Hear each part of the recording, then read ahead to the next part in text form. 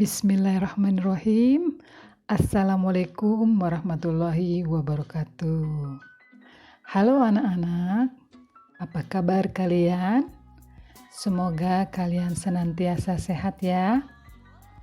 Jumpa kembali dengan pembelajaran PPKN bersama Ibu Sri Mulyani.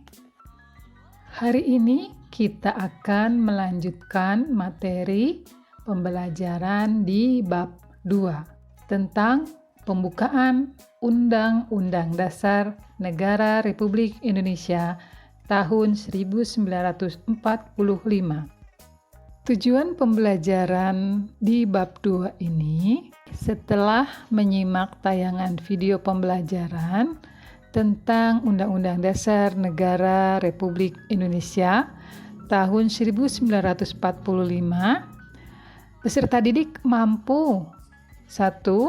Memahami makna-makna pokok pikiran dalam pembukaan Undang-Undang Dasar Negara Republik Indonesia tahun 1945 dengan semangat belajar. 2.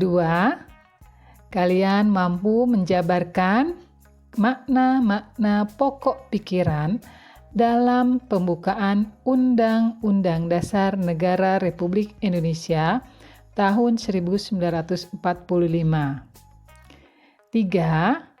Membuat laporan secara tertulis tentang makna-makna pokok pikiran dalam pembukaan Undang-Undang Dasar Negara Republik Indonesia tahun 1945.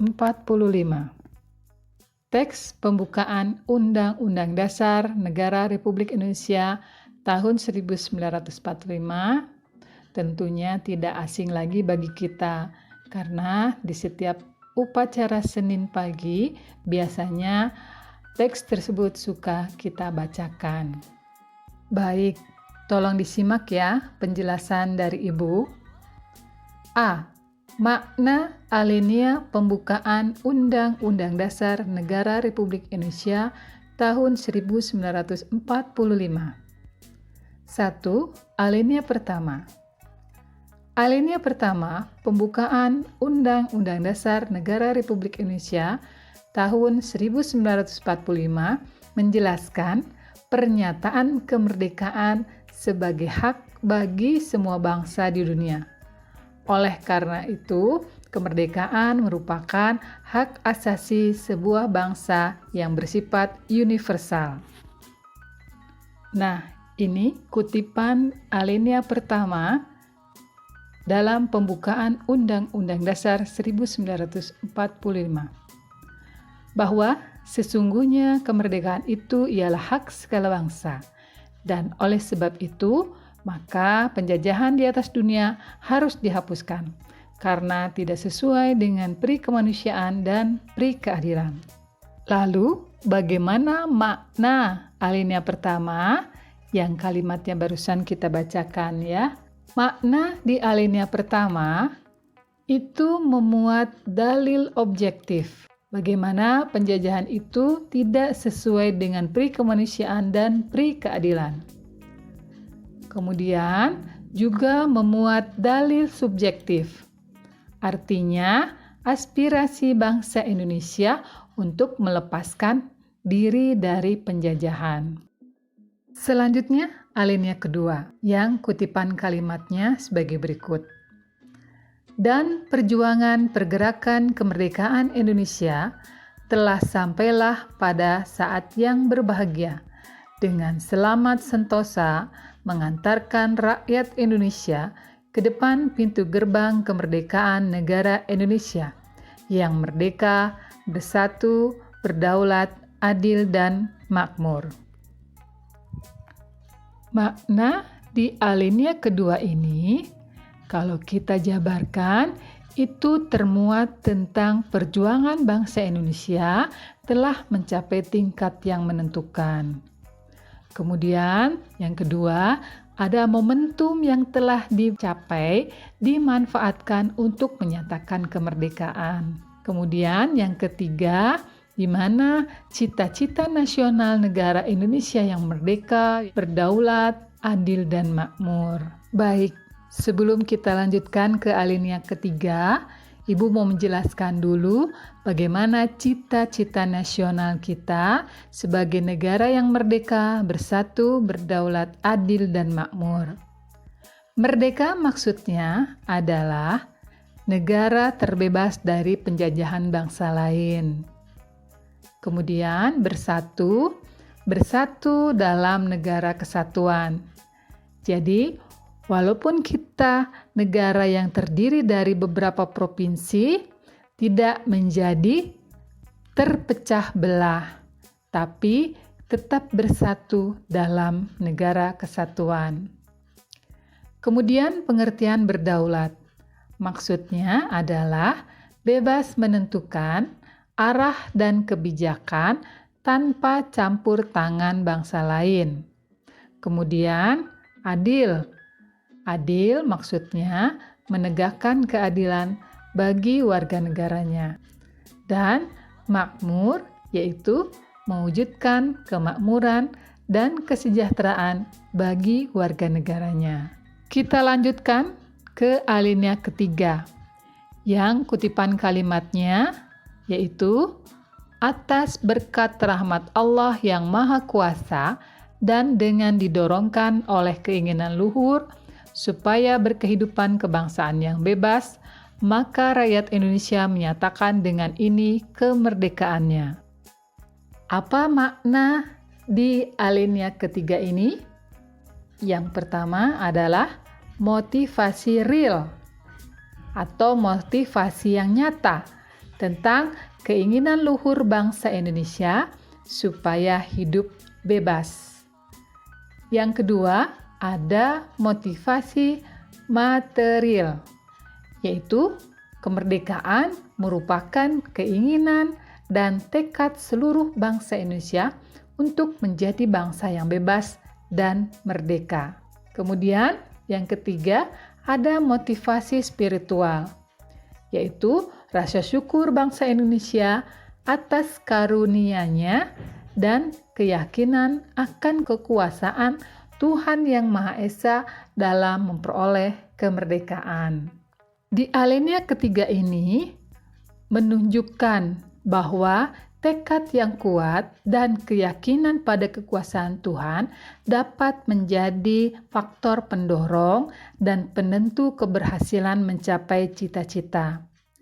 Karena banyak peristiwa sejarah perjuangan bangsa Indonesia dalam melawan penjajahan memperoleh kemenangan, walaupun dengan segala keterbatasan senjata, organisasi, dan sumber daya manusia.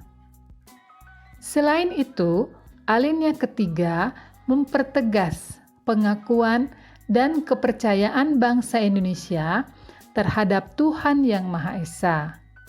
Manusia merupakan makhluk Tuhan yang terdiri atas jasmani dan rohani. Ini mempertegas prinsip keseimbangan dalam kehidupan secara material dan spiritual, kehidupan dunia akhirat, serta jasmani dan rohani. Kemudian alinea keempat, yang kutipan kalimatnya, kemudian daripada itu, untuk membentuk suatu pemerintah negara Indonesia yang melindungi segenap bangsa Indonesia dan seluruh tumpah darah Indonesia, dan untuk memajukan kesejahteraan umum, mencerdaskan kehidupan bangsa, dan ikut melaksanakan ketertiban dunia yang berdasarkan kemerdekaan, perdamaian abadi, dan keadilan sosial. Maka disusunlah kemerdekaan kebangsaan Indonesia itu dalam suatu Undang-Undang Dasar Negara Indonesia yang terbentuk dalam suatu susunan negara Republik Indonesia yang berkedaulatan rakyat dengan berdasar kepada ketuhanan yang Maha Esa, kemanusiaan yang adil dan beradab, persatuan Indonesia, dan kerakyatan yang dipimpin oleh hikmat kebijaksanaan dalam permusyawaratan perwakilan, serta dengan mewujudkan suatu keadilan sosial bagi seluruh rakyat Indonesia. Kita coba paparkan ya Apa makna di alinea keempat ini? Makna di alinea keempat itu memuat prinsip-prinsip negara, yaitu yang pertama ada tujuan negara. Tujuan negara yang akan diwujudkan oleh pemerintahan negara. Yang kedua, ada ketentuan diadakannya Undang-Undang Dasar. Lalu makna yang ketiga, yaitu bentuk negara, yaitu republik yang berkedaulatan rakyat. Dan yang terakhir, dari prinsip negara yang terdapat dari alinea keempat ini adalah dasar negara, yaitu Pancasila. Ibu jelaskan satu persatu ya, prinsip-prinsip negara yang termuat dalam alinea keempat. Yang pertama, tujuan negara. Apa tujuan negara kita? Yang pertama yaitu melindungi segenap bangsa dan seluruh tumpah darah Indonesia. 2. Memajukan kesejahteraan umum. 3. Mencerdaskan kehidupan bangsa. 4. Melaksanakan ketertiban dunia berdasarkan kemerdekaan, perdamaian abadi, dan keadilan sosial. Kemudian prinsip ketentuan diadakannya Undang-Undang Dasar. Hal ini menegaskan prinsip negara hukum. Pemerintahan diselenggarakan berdasarkan Undang-Undang Dasar, tidak atas kekuasaan belaka. Oleh karena itu, kenapa perlu kita memiliki Undang-Undang Dasar? Agar pemerintahan berjalan berdasarkan aturan hukum, bukan atas kekuasaan belaka. Selanjutnya, prinsip bentuk negara. Prinsip bentuk negara yaitu susunan negara Republik Indonesia yang berkedaulatan rakyat. Republik merupakan bentuk pemerintahan yang pemerintahannya dipilih oleh rakyat. Kemudian, prinsip keempat dari prinsip-prinsip negara yang termuat dalam alinea keempat, yaitu dasar negara. Dasar negara Indonesia adalah Pancasila.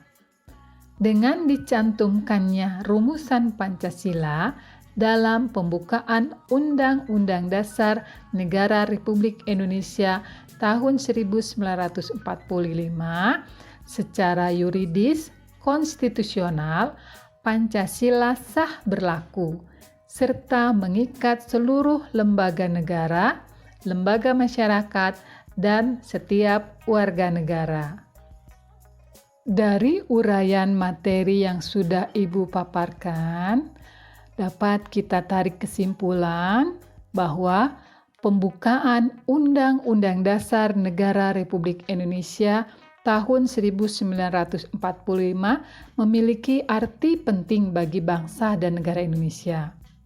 Karena dalam pembukaan Undang-Undang Dasar 1945 termuat makna yang mendalam bagi keberlangsungan kehidupan bangsa dan negara, yaitu termuatnya pernyataan tegas tentang kemerdekaan. Kemudian, perjuangan bangsa Indonesia dalam mencapai cita-cita nasional. Adanya motivasi spiritual, termuat tujuan negara, bentuk negara, dan rumusan dasar negara. Sehingga apabila merubah pembukaan Undang-Undang Dasar Negara Republik Indonesia tahun 1945 berarti akan sama dengan merubah negara Republik Indonesia. Demikian paparan materi hari ini. Agar kalian lebih memahami materi ini, kalian bisa membaca PDF buku pembelajarannya dan lengkapi LKPD-nya. Terima kasih atas perhatiannya. Wassalamualaikum warahmatullahi wabarakatuh.